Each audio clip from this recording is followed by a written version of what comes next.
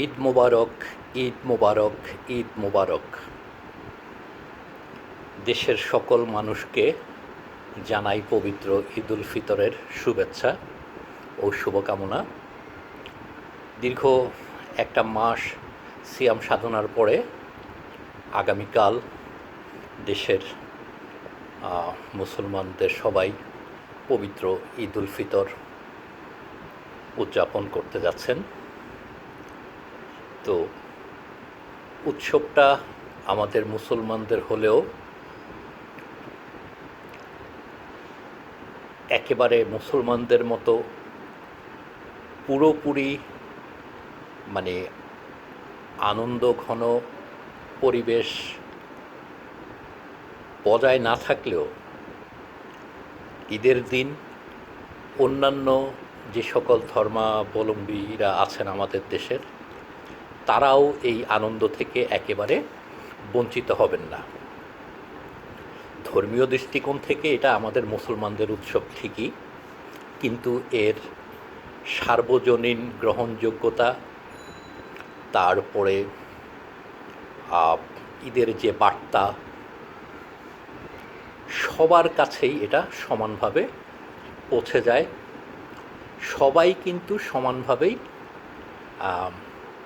ঈদের আনন্দ ভাগাভাগি করে নেয়। হ্যাঁ, সকালে যে ঈদের জামাত হবে তাতে হয়তো আমার খ্রিস্টান বন্ধু, হিন্দু বন্ধু বা বৌদ্ধ বন্ধুরা সেই ঈদের জামাতে অংশ নেবে না, নেওয়ার কথাও নয়।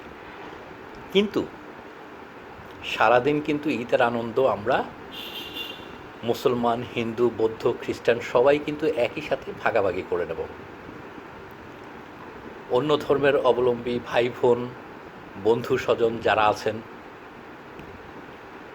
তারা অবশ্যই মুসলিম বন্ধু বান্ধবদের বাসায় যাবেন, ঈদের শুভেচ্ছা বিনিময় করবেন। এটা প্রতি বছর হয়ে থাকে, প্রতি বছর, এটা নতুন কোনো বিষয় নয়। সোজা কথা হচ্ছে, ঈদের ধর্মীয় দৃষ্টিকোণ থেকে ঈদ আমাদের মুসলমানদের, ঈদ উল ফিতর আমাদের মুসলমানদের একটা অন্যতম প্রধান ধর্মীয় উৎসব। বছরের যে দুটো প্রধান ধর্মীয় উৎসব, ঈদ উল ফিতর, ঈদ উল আজহা, তার একটা ঈদ উল ফিতর আগামীকাল আমরা উদযাপন করতে যাচ্ছি, আরেকটা কমাস পরেই ঈদ উল আজহা। তো উৎসব সকলের, উৎসবটা সার্বজনীন, উৎসবটা ভাগাভাগি করে নিতে কোনো সমস্যা নাই। ঈদের আনন্দ সম্মিলিতভাবে ভাগাভাগি করতে হলে যে তাদেরকেও ঈদগাহে এসে নামাজ পড়তে হবে তা কিন্তু না। কিছু কিছু অতি জ্ঞানী পণ্ডিত আছেন, তারা প্রশ্ন করেন যে আপনার হিন্দু বন্ধু কি নামাজ পড়বে নাকি, আপনার খ্রিস্টান বন্ধু কি নামাজ পড়বে নাকি, বা ঠিক একই পুজোর সময় জিজ্ঞাসা করেন আপনি কি পূজা করতে যাবেন নাকি। ওইসব অতি জ্ঞানী রামছাগলদের উদ্দেশ্যে বলবো, উৎসবের আনন্দ ভাগাভাগি করার অর্থ এই নয় যে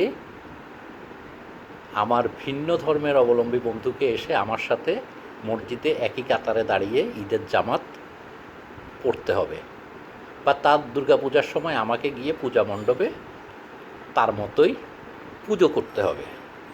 এগুলো হচ্ছে ধর্মান্ধ যারা অতিমাত্রায় ধার্মিক, মানে বক ধার্মিক, এগুলো ধার্মিক নয়, অতিমাত্রায় ধার্মিকতা দেখায় কিন্তু আসলে ধর্মের ধারে কাছেও নাই, এগুলো হচ্ছে তাদের বুলি। যাই হোক, পবিত্র ঈদ উল ফিতরের এই আনন্দঘন পরিবেশে এসব রামছাগলদের প্রসঙ্গ তুলে পরিবেশটা নষ্ট করার কোনো যুক্তি নাই। সবাইকে আবারও পবিত্র ঈদ উল ফিতরের শুভেচ্ছা, শুভকামনা।